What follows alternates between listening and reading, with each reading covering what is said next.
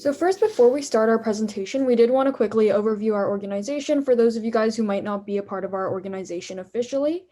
And so Justice Education Project, the organization that we are a part of that is hosting this webinar, we are the first national youth-led, youth-focused national organization dedicated to spreading awareness about the systemic inequities within this criminal justice system.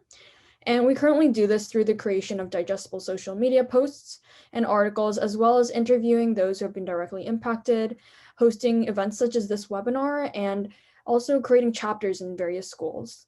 And our long-term goal is for criminal justice reform and activism to ultimately become a priority issue among Generation Z.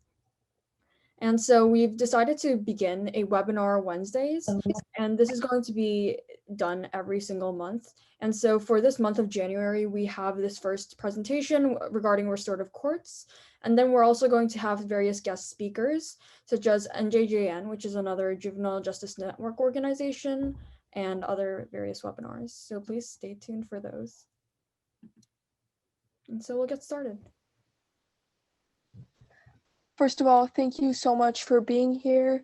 And Mira and I are super excited to teach you guys about restorative justice and alternatives to imprisonment and punishment. And I really hope you guys take away from this and learn something from this. And I guess we can start. So just a quick overview of mass incarceration before we dive into restorative justice, some statistics and some misconceptions that we do want to clarify. So we'll start off with the statistics. 35% of our population has been arrested for a felony. 41% of juveniles have been arrested by 23. 4% of our world's population is incarcerated, we only have 4% of the world's population, but currently have 25% of the world's crimes. And although in 1973 we had incarcerated people as 96 people per 100,000, today we have 750 people per 100,000. And so in terms of incarceration rates, US has the highest per capita rate of incarceration in the Western world at $75 billion per year. And we can really say that we're living in a $75 billion per year failed experiment because 20% of people are in federal and state prisons because of nonviolent offenses such as drug offenses, but mass incarceration does not mean that crime rates will go down. In fact, mass incarceration started in the 60s, but had no effect on crime rates whatsoever. We started seeing crime rates going down after 1990. However, this wasn't attributed to mass incarceration because we saw that crime rates also going down in Europe since the 1990s, but they didn't incarcerate at anywhere near the same level that we did in America. And some studies even show that it even may exacerbate crime, as it's become a school to teach people how to commit crimes in these prisons themselves.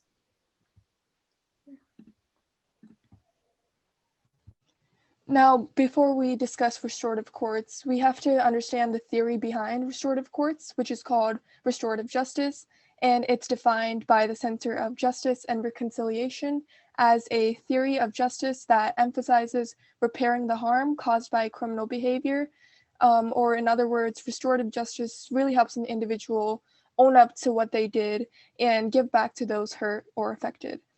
And there are three main components of restorative justice, which are repair, encounter, and transformation.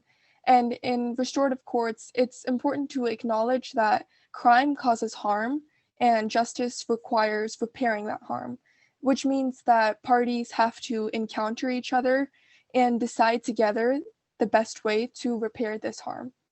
And after this encounter, fundamental transformations are kind of expected from people and relationships as well as communities. And these three terms are extremely essential to understanding the basic processes of restorative courts.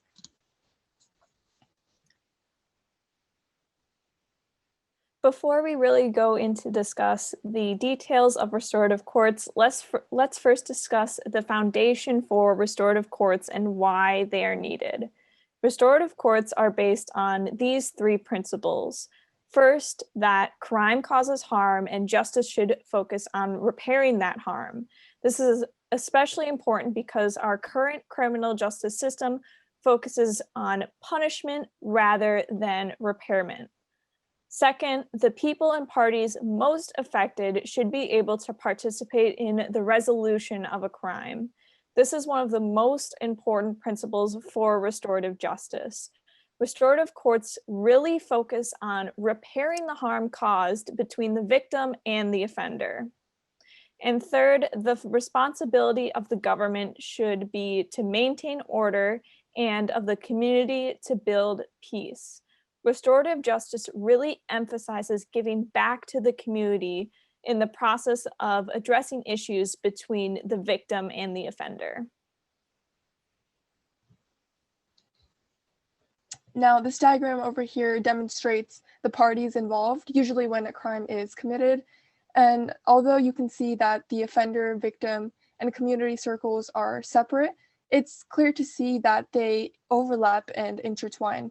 And this is especially important for restorative justice because restorative justice works within this overlap to ensure that all parties are being heard and are being held accountable. And it views crime as more than just breaking the laws, but rather acknowledges that it causes harm to the community, which emphasizes repairing the harm done by the behavior. Restorative courts have many benefits. The first of these benefits is the fact that restorative courts substantially reduce the likelihood of the offender committing another crime, also known as repeat offending. However, this isn't 100% guaranteed. This is especially because it allows the people most affected by the criminal behavior to participate in its resolution. It helps both the offender and the victim. The victim gets clarification and the offender is given time to deal with their own trauma. Restorative courts also reduce repeat offending more than prison for adults and at least as well as prison for youth. Double or more of the offenses brought to restorative courts are diversions from criminal justice. When used as a diversion, it helps to reduce the costs of criminal justice. As we mentioned in the beginning, mass incarceration costs $75 billion annually in the US. So this process makes it much more cost efficient and allows us to invest in better alternatives to prison, such as restorative courts, while improving prison conditions at the same time. And lastly, especially for children, it supports students' brain development by acknowledging that a child's brain is still developing and most offenses are impulse rather than criminal, providing a way for children to learn from their mistakes before harsher consequences are used. The main takeaway is that restorative courts help to address and quell issues between the offender and the victim, which will benefit the community overall. Now, the next slide focuses on the psychological effects and benefits of restorative justice. This is really important because restorative justice not only helps the community, but also an individual as a person. And first, it provides both victims and offenders with a more satisfaction that justice had been done rather than using traditional criminal justice methods. And it reduces crime victims' post-traumatic stress symptoms and the related costs, as well as reducing crime victims' desire for violent revenge against their offenders. And it's really evident that restorative justice benefits both the victim and an offender on an emotional level.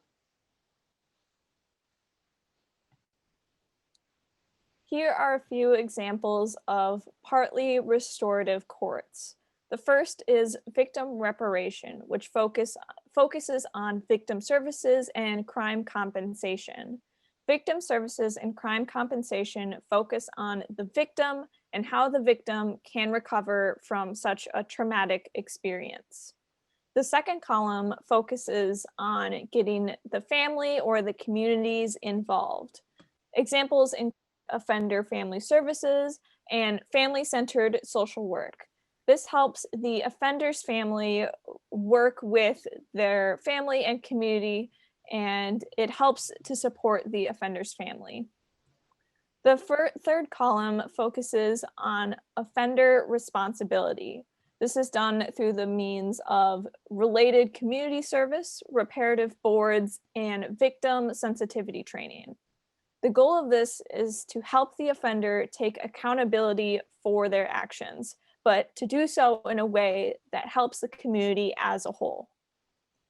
As you can see, restorative courts can work in a variety of different sectors. Restorative justice really emphasizes giving back to the community as well as reparations from the victim in a way that benefits both the victim and the offender. Next are some examples of mostly restorative courts on different levels. And the first is really community safety, which consists of victim support circles in order to aid victims who have faced emotional or psychological abuse. This is for a victim to gather with others who have faced similar things to vent and really help each other out. The next focuses on competency development, and that focuses on victim restitution and victim offender mediation.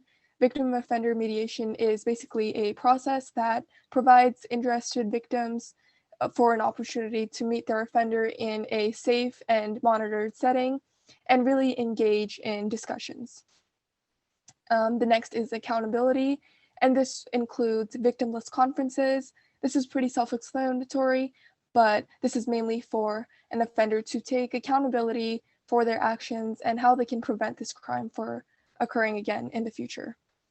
And it does so through the means of positive discipline, and this helps regulate the further actions of the offender in a positive way that really allows for growth and change.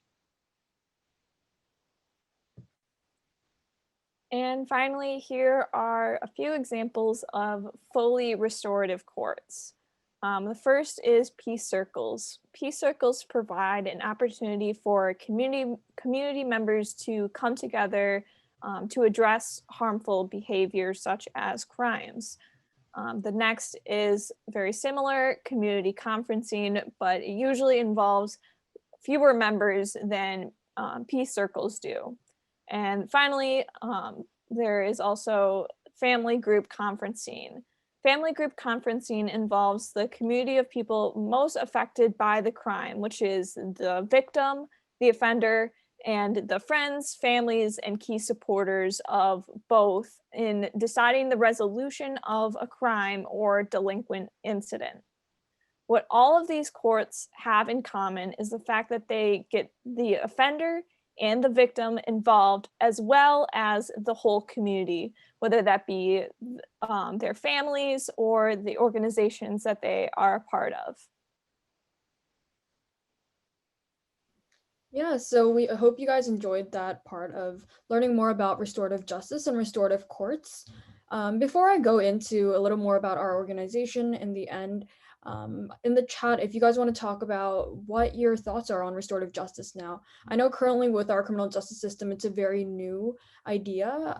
And so if you guys have any thoughts on whether you feel like it should be implemented, it shouldn't be implemented, any thoughts that you have, feel free to put them in the chat and we can discuss that together. And in the meantime, I'll talk about a little more for those of you guys who aren't maybe a part of our organization to discuss our core team and ambassador team. So these are the two levels that the Justice Education Project has as an organization. The core team is a lot more rigorous in that you help us manage our daily operations. That's what Mira and Manasa are a part of. And it's split into 6 different teams.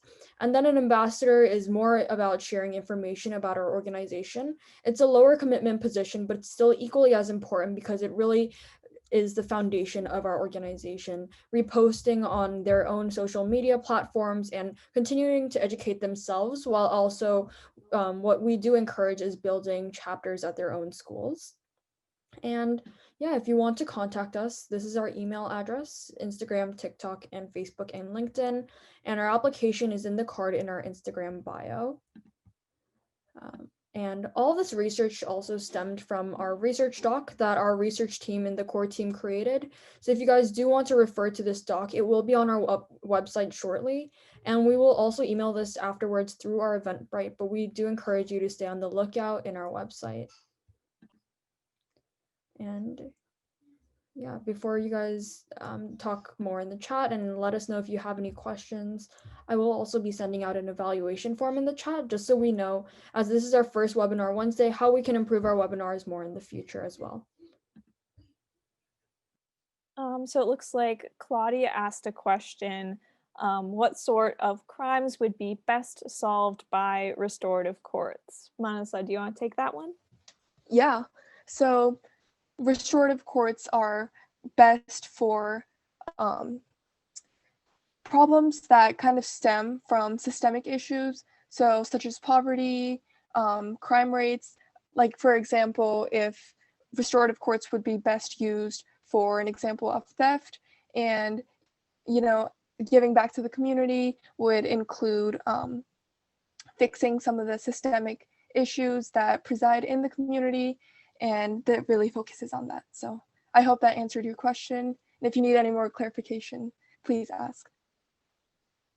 Let's see. So Fardoza asked, I was wondering if an offender were to plead innocent to a crime but is found guilty, how would the system get them to hold themselves accountable to the crime, considering that they are still pleading innocent?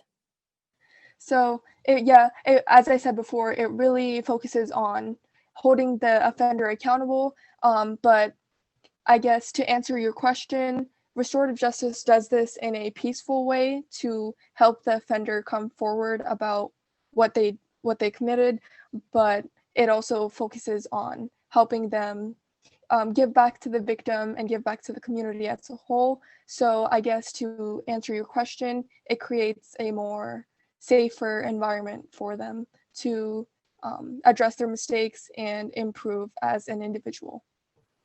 Yeah, and to add on, this is also a method that we use after as an alternative to incarceration. So of course you do need to be proven guilty in order for you to be incarcerated.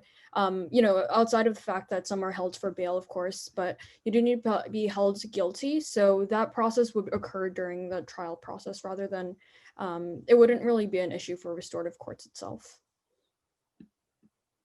Yeah. However, London brings up a really great point. So what about offenders that don't feel bad about the crimes they committed?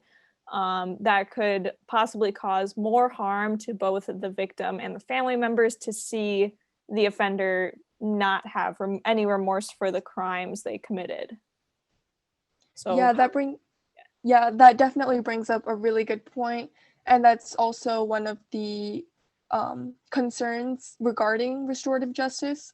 There are still models being implemented to fix and address that problem, but I guess I would say restorative justice really focuses on more systemic issues.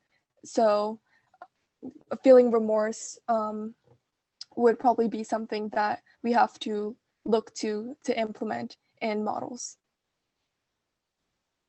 Yeah, and hopefully through the development of community and by discussing it with the community members, they will start to feel more remorse. And through this community talk and helping them understand how they affected their community, hopefully will provide them with more remorse. And that's kind of the theory behind restorative justice.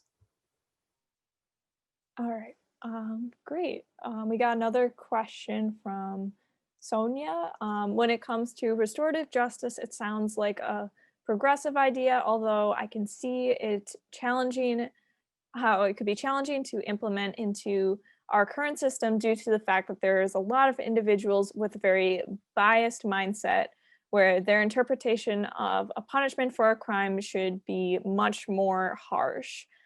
So how would this type of thinking be countered when in regards to the mindset of the general public? So how, I guess, like kind of how would be the best way to kind of merge into restorative justice, especially when a lot of people think crimes should be punished a lot more harsher? In order to do this, I think we should really focus on the statistics that rehab has helped certain individuals. And I think we use the same mindset and same kind of structure to show people that restorative justice is a way for our criminal justice system to kind of improve. There's already existing models in our criminal justice system today, or not our criminal justice system, but our kind of like our community today. So I think this would be really beneficial if we could implement it into our criminal justice system. Yeah, and just to add on, I think that this is an issue that not only occurs in this type of implementing circles and courts, restorative courts, but also in all types of progressive ideas. And so it's important to stick to statistics.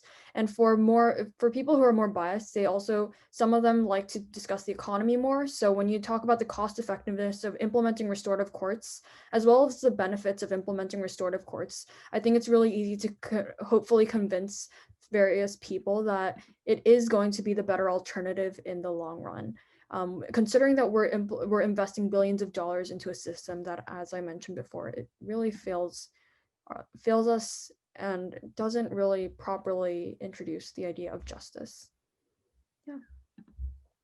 All right. Is there any other questions? And also, if you prefer, you can also just unmute yourself and ask them if that's easier. Also, please make sure that you're filling out the evaluation form if possible. I'll send it. Yeah, do you want to send that again? Yeah, I'll send it out one more time just in case any of you have missed it.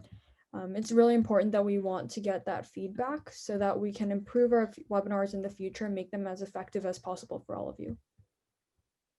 And speaking of webinars in the future, so we're having another webinar next week, same day, same time. Irene, what is next week's on again? Oh, the NJJN, right? Which I forget what that stands for. Yeah, it'll either be a webinar with NJJN, our guest speaker, or it'll be an interview with a hospital worker who has dealt with incarcerated people. And so it'll either be an interview or a guest speaker, but either way, I think it'll definitely be a lot more interactive and it'll be a great experience for us.